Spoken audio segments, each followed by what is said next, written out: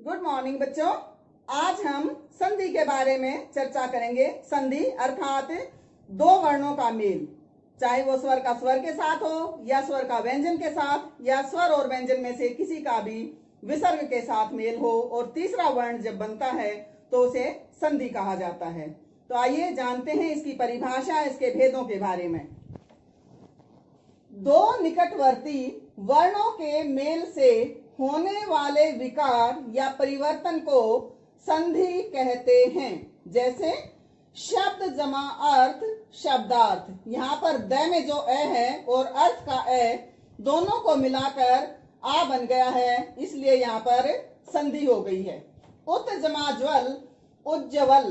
तय को ज में बदल दिया गया तो यहाँ पर संधि हो गई। ने जमा अन, एक ही मात्रा को अय हो गया नयन। इस प्रकार दो वर्णों का मेल संधि कहलाता है। संधि के तीन भेद होते हैं। पहला है स्वर संधि, दूसरा है व्यंजन संधि और तीसरा है विसर्ग संधि। स्वर संधि जैसा कि नाम से ही विदित होता है कि स्वर के साथ स्वर का मेल होने पर जो परिवर्तन होता है वह स्वर संधि कहलाता है। जैसे हिम जमा आलय, हिमालय। इसमें अ और आ मिलकर आ बन गए हैं। पो जमा अन, पवन। ओ और औ बन गया है। बच्चों, स्वर संधि के भी 5 भेद होते हैं, अर्थात संधि के उपभेद। पहला है दीर्घ संधि, दूसरा है गुण संधि, तीसरा वृद्धि संधि, चौथा यण संधि और पांचवा है अयादि संधि।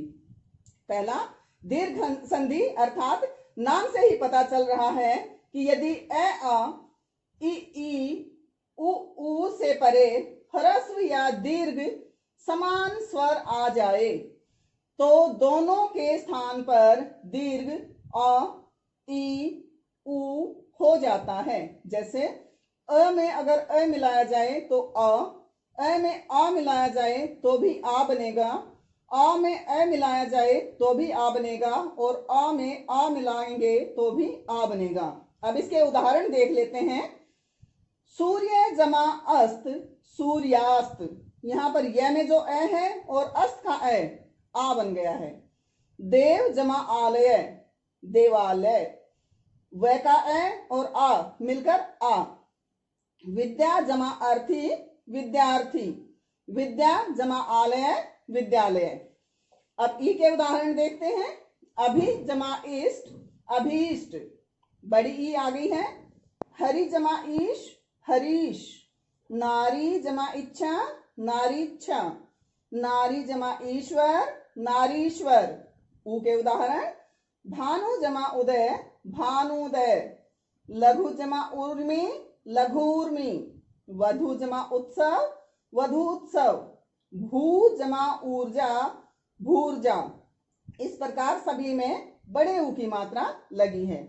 तो बच्चों, इसकी पहचान क्या है कि शब्द के बीच में जब आ ई ऊ की मात्रा आती है तो वहां पर दीर्घ संधि होती है। जैसे यहां पर आई है आ, यहां ई और यहां पर ऊ की मात्रा। बच्चों, स्वर संधि का अगला उपभेद है गुण संधि।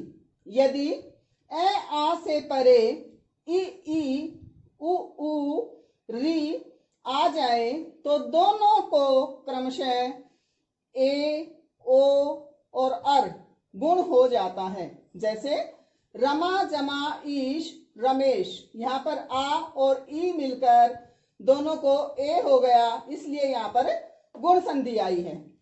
अब इसके उदाहरण देखिए। अ में ई मिलाई तो ए बन गया। सुर जमा इंद्र, सुरेंद्र। अ में ई मिलाई तो भी ए बना। नर जमा ईश, अ जमा ई, नरेश। आ जमा ई भी ए होता है। राजा जमा इंद्र, राजेंद्र। आ जमा ई भी ए होता है। राजा जमा ईश, राजेश। इसी प्रकार ऊ के उदाहरण है। सूर्य जमा उदय, सूर्योदय।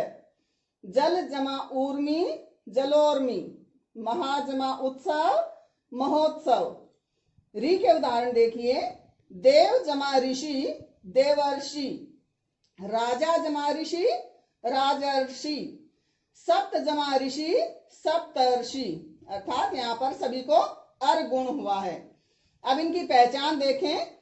शब्द के बीच में ए ओ की मात्रा और रेफ अर्थात आधा र जो होता है जिसमें स्वर नहीं होता, उससे पहले वर्ण में पहला वर्ण जो होता है उसमें ए आता है। जैसे सप्तऋषि में तय में ए है और ऊपर रेफ जो है वो अधूरा है, इसमें कोई भी स्वर नहीं है। अब आती है वृद्धि संधि।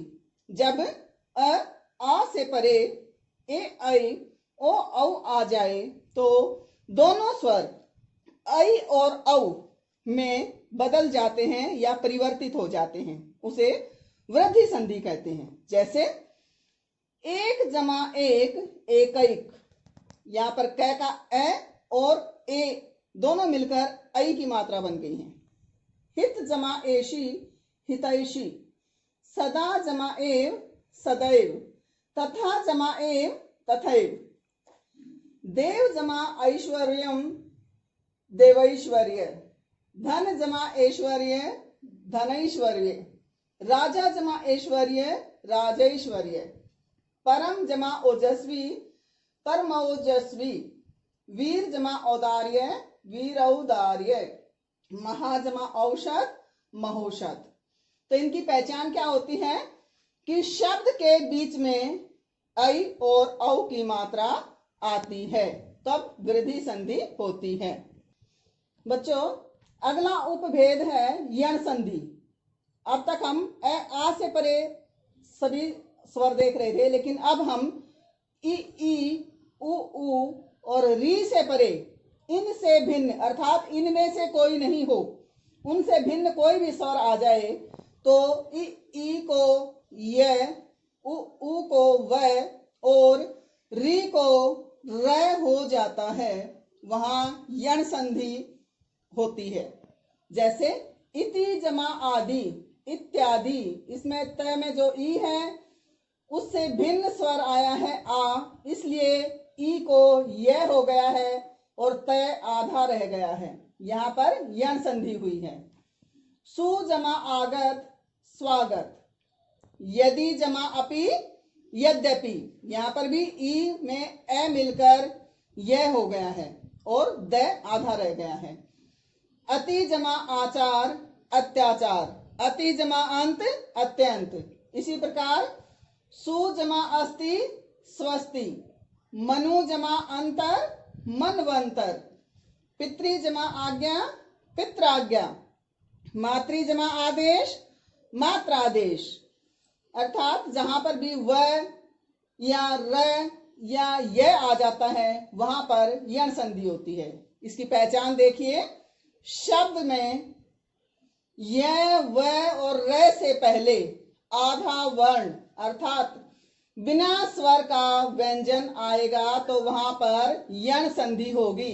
जैसे इनमें देखिए आप, यहाँ पर य से पहले द आधा है, यहाँ पर व से पहले स आधा है, यहाँ पर र से पहले त आधा है। तो इस प्रकार यहाँ पर यण संधि हुई है।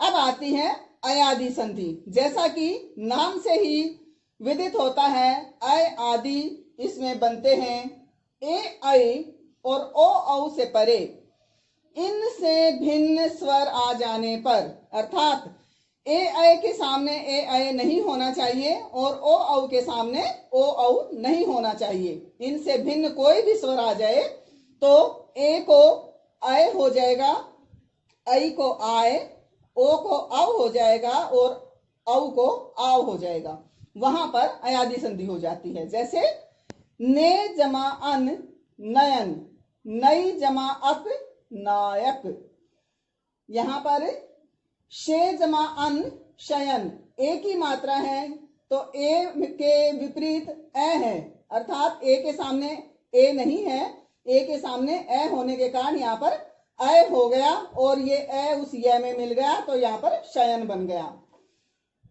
चे जमा अन चयन, ने जमा अन नयन।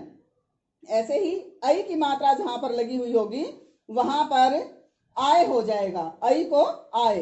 गई जमा अन गायन, नई जमा इका नायिका। यहां पर ई की मात्रा है इसलिए यहां पर आय को ई की मात्रा लगी है तो आई बन गया।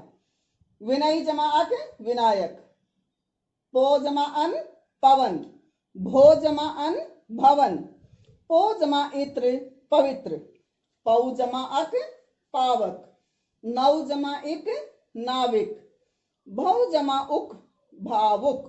यहाँ पर जो भी मात्राएं होंगी वही उसमें ऐ, ऐ, आव आदि में जुड़ जाएंगी। इनकी पहचान देखिए।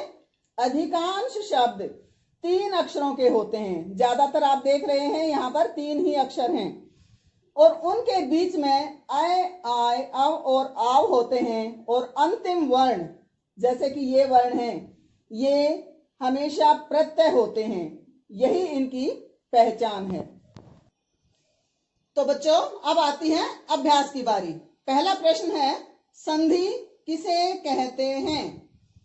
संधि के कितने और कौन कौन से भेद हैं? स्वर संधि किसे कहते हैं? स्वर संधि के कितने भेद हैं?